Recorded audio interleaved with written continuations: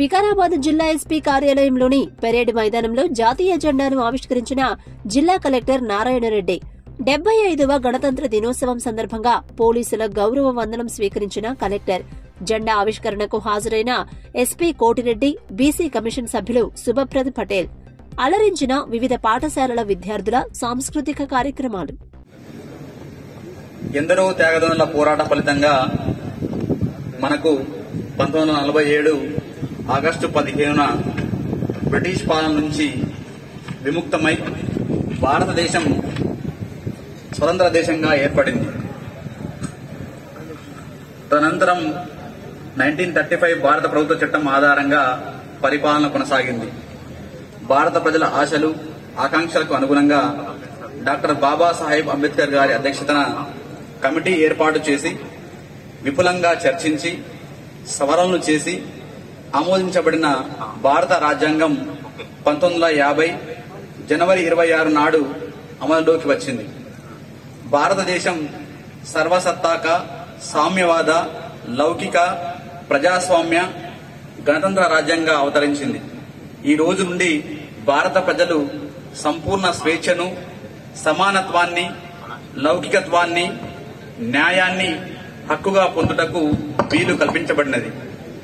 అందరికీ ప్రాథమిక హక్కులు కల్పించడం జరిగింది. అలాగే ప్రతి పౌరుడు దేశ సేవకు, దేశాభివృద్ధికి పాటు పడేలా బాధ్యతలు కల్పించడం జరిగింది. వీటన్నింటికీ గుర్తుగా ఈ దినమును మనం గణతంత్ర దినోత్సవంగా జరుపుకుంటున్నాం. ప్రతి పౌరుడు తన హక్కులను ఉపయోగించుకుంటూ బాధ్యతలను విస్మరించకుండా దేశ సేవకు, దేశాభివృద్ధికి పాటుపడాలి. ప్రజాపాలన పారదర్శకతతో సమాజంలోని అన్ని వర్గాలకు స్వేచ్ఛ, సామాజిక న్యాయం, సమాన అవకాశాలు అందించాలన్నదే కొత్త ప్రభుత్వ లక్ష్యం. ప్రజలకిచ్చిన హామీలను నెరవేర్చే కార్యాచరణలో భాగంగా 6 గ్యారంటీలలో మహాలక్ష్మి పథకం మరియు రాజీవ్ ఆరోగ్యశ్రీ పథకంలను 9 డిసెంబర్ 2023 నుంచి అమలుపరచడం జరుగుతూ ఉంది.